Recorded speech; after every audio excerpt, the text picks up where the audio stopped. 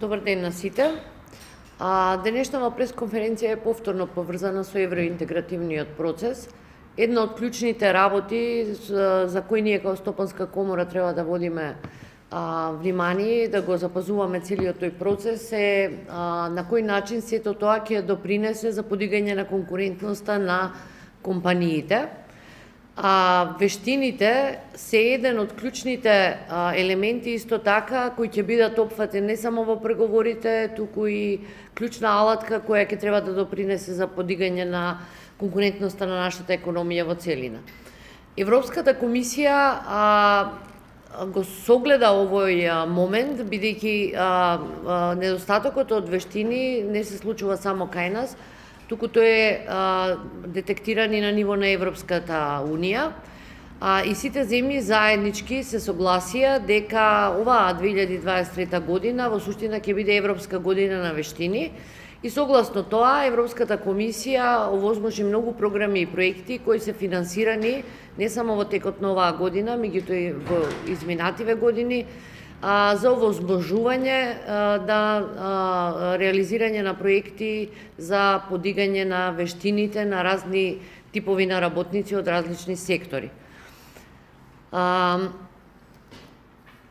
Од Европската комисија не информира дека иако оваа година беше прогласена за година на вештини, исто така и во следната деценија, односно и во следниот 10-годишен период, комисијата ќе продолжи интензивно да работи на финансирање на проекти од областа на подигање на вештини во различни области. Ние као Стопанска комора веќе години наназад работиме на подобрување не само на системско решавање кај нас во Република Северна Македонија на ова, меѓутоа работиме и на проекти кои поединечно по сектори овозможуваат реализирање на најразлични обуки или тренинзи кои ќе можат да влијаат на подобрување на конкурентноста на одредени сектори. Као пример, од 2011 година Стопанска комора е носител и вклучена е во иницијативата на Европска комисија за Build Up Skills иницијативата, која е наменета за подигање на капацитетите, односно вештините на градежни работници и професионалци во градежниот сектор. Веќе од 2014-15 година работиме и на развивање на концептот на дуалното образование, меѓутоа повеќе околу тоа би дала збор на колешката Наташа Јаневска,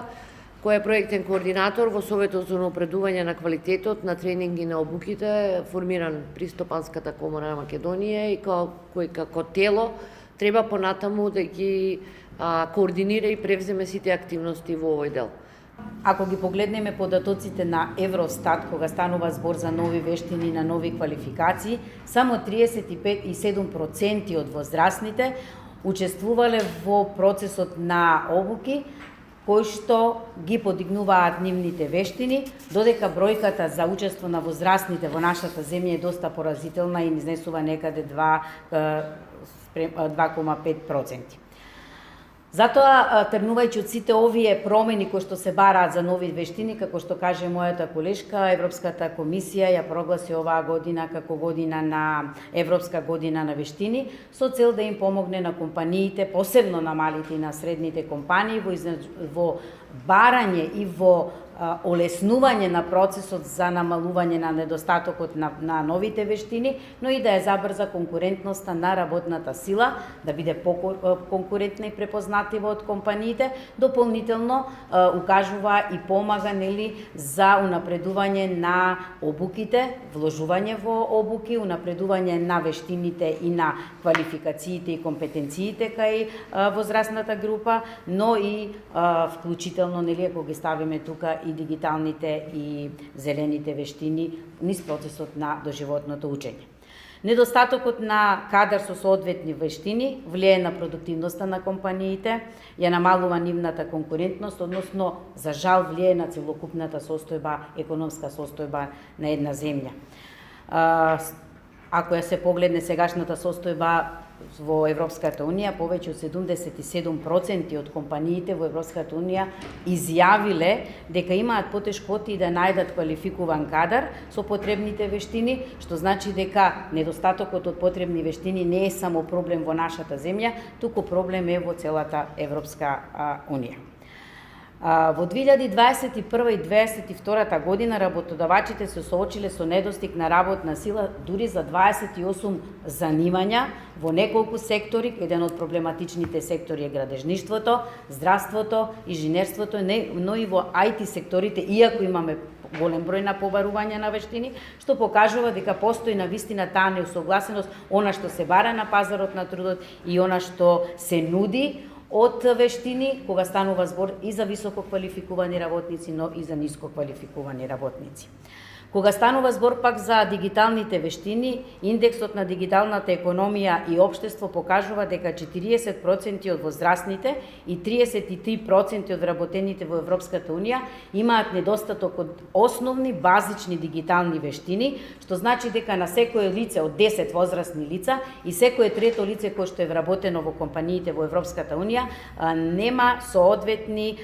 базични дигитални вештини. Кај нас, ако направиме споредба, според анкетата на Европската тренинг фондација за вештини и работа, само 15 лица учествувале во обука за дигитални вештини и тоа морале да учествуваат за да можат да работат на оние автоматизирани машини, значи за да можат да ги одржуваат работните процеси и да можат да си го задржат своето работно место. Меѓутоа не учествуваат во обуки да ги унапредуваат своите вештини низ процесот на доживотното учење. Паралелно со дигиталните вештини, кои што се бараат во ЕУ, па дури и кај нас, веќе се бараат и зелените вештини во насока на енергетски одржливо општество, односно се бараат нови вештини кои што ќе обезбедуваат поефикасно производство со помали количества на енергија, кои што испуштаат CO2 гасови, како и производство на поголеми количества на енергија, односно на она обновлива енергија. Дигиталната и зелена транзиција дополнително ќе овозможуваат отворање на нови работни места, ќе бараат потикнување на нова технологија, но со тоа ќе бараат и нови вештини и нови квалификации. Сите оние постоечки занимања кои што бараа профилирани знаења за определено занимање, полека со тек на времето ќе почнат во одредени сектори и да исчезнуваат. Во фокусот на Европската Унија не се само дигиталните и зелени вештини, тие повеќе ставаат фокус и на трансверзалните вештини, затоа што односно 2/3 од работните места до 2030 година ќе ги побаруваат овие трансверзални вештини во насока на добра позитивна комуникација, критичко размислување, решавање на проблеми, дури одговорност, точност, лидерски вештини и најново сега што е работа со податоци и предвидување врз основа на тие податоци, корпоративна одговорност и превземање на одредени ризици и одговорности, сето тоа ќе биде во делот на она на кој што ќе се работат како обуки за стекнување на тие трансверзални вештини. Но последувањето на новите вештини кои што ќе се бараат да има и пофлексибилно образование, за да можат да излезат во пресрет на потребите на компаниите, а тоа ќе бара и учење во текот на целиот живот. Според тоа, во рамките на Европската година на вештини се усвоија социјалните цели за 2030 година, каде што ќе се побарува 60% од возрастните да можат да учествуваат, ќе имаат можност да учествуваат во обуки. Во однос на дигиталните вештини, фокусот е ставен на 80% од возрастните до 2030 година, со цел да се постигне она зацртаниот таргет, а тоа е некаде 70, најмалку 78% од населението да се подигне стапката на вработеност, каде што ќе ги опфати лицата од старосна година од 24 до 64, од 20 до 64 годишна возраст. За да се остварат сите овие цели кои што ги има представено Европската Унија, како што кажа и колешката, Јадранка,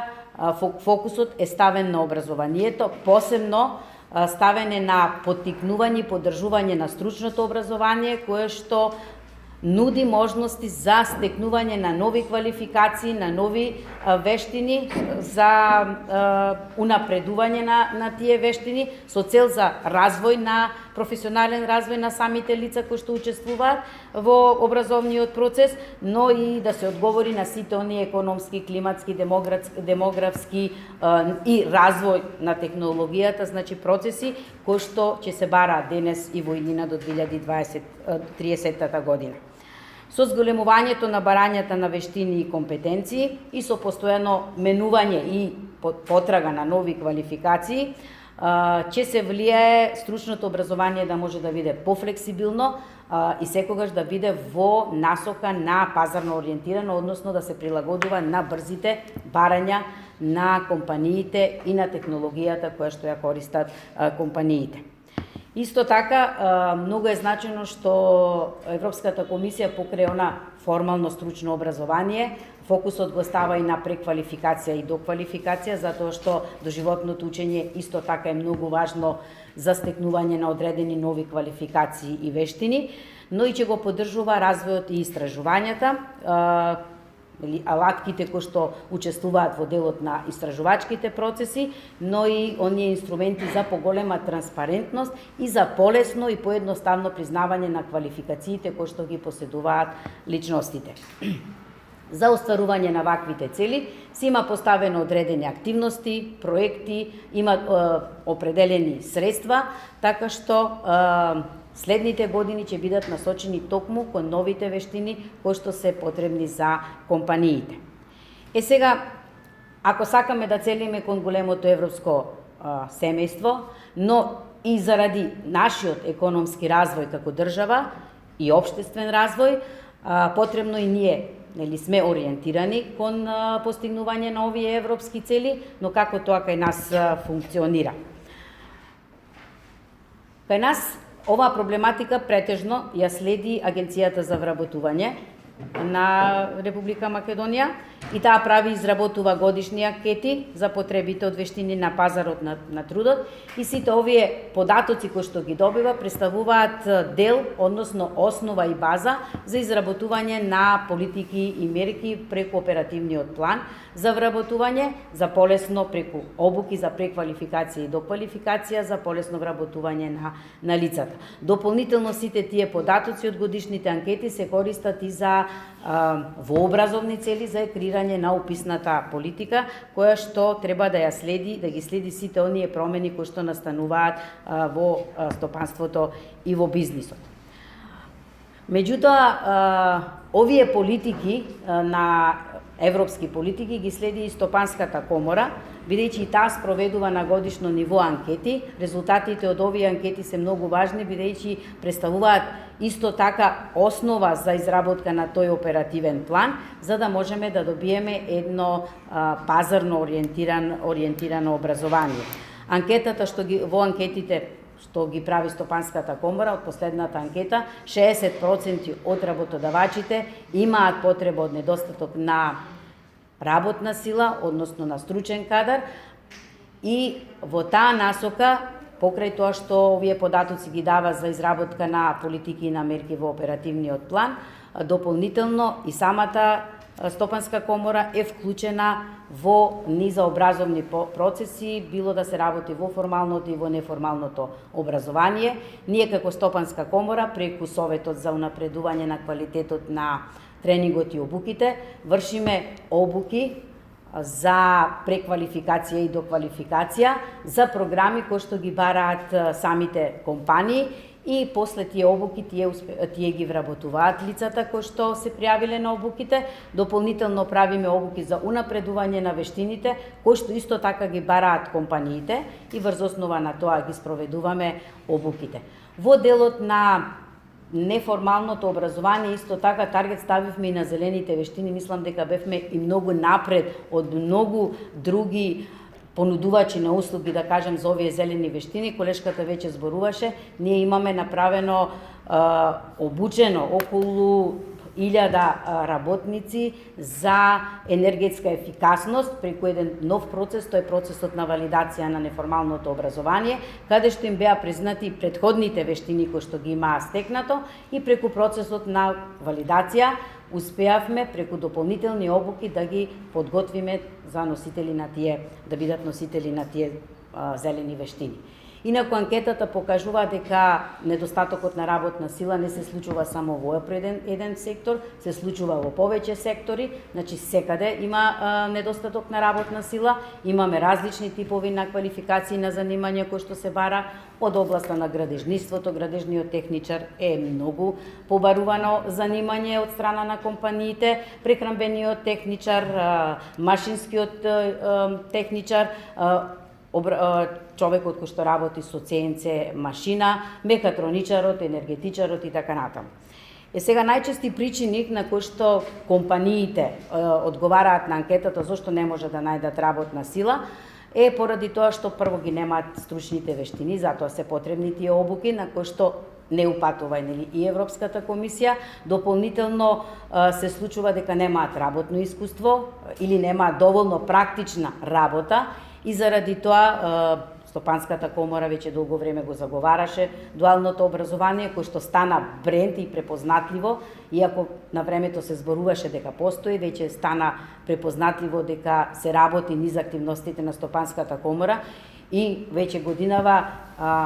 ако некогаш го поставивме таргетот на 70% пред 4-5 години, веќе тој таргет го постигнавме и 2/3 оваа година успеа да се запиша, од учениците се запиша во стручното образование, а останатите припаднаа на гимназиското, што е многу помала бројка, и на уметничкото образование. Таргетот може би сега треба повеќе да го ставиме на квалитетот на дуалното образование, односно на квалитетот на практичната обука и зголемувањето на часовите за практична обука, затоа што тоа е искажана потреба од страна на компаниите, односно поголемо време да го поминуваат учениците на работните процеси, односно во компанија, затоа што тие може да имаат обука и во училишните компании, но целта ни е да биде на работно место, да се запознае со самата организација, со самиот начин и работни процеси во компанијата каде што се реализира практичната обука. Многу е значено што во формалното образование многу наши,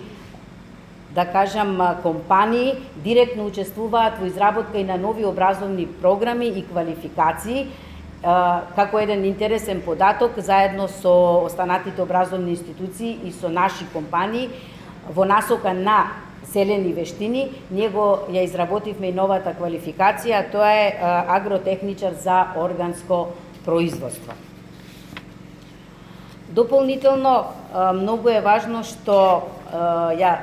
зголемуваме соработката, односно работиме на зајакнување на таа соработка помеѓу образовните институции и помеѓу компаниите, односно бизнис секторот, затоа што сметаме дека ефикасното, функционалното стручно образование може да биде доколку биде пазарно ориентирано, доколку е флексибилно и секогаш е во чекор со сите оние развојни технологии и технолошки процеси кои што ги применуваат компаниите. Подобрувањето на усогласеноста помеѓу понудата и побарувачката за вештини во нашата земја и создавањето на кадар кој што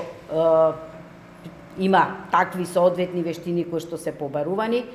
значи подоцна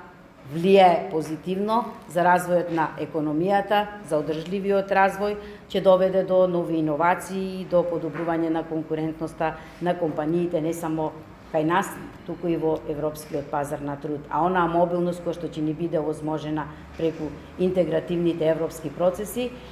ни помагаат за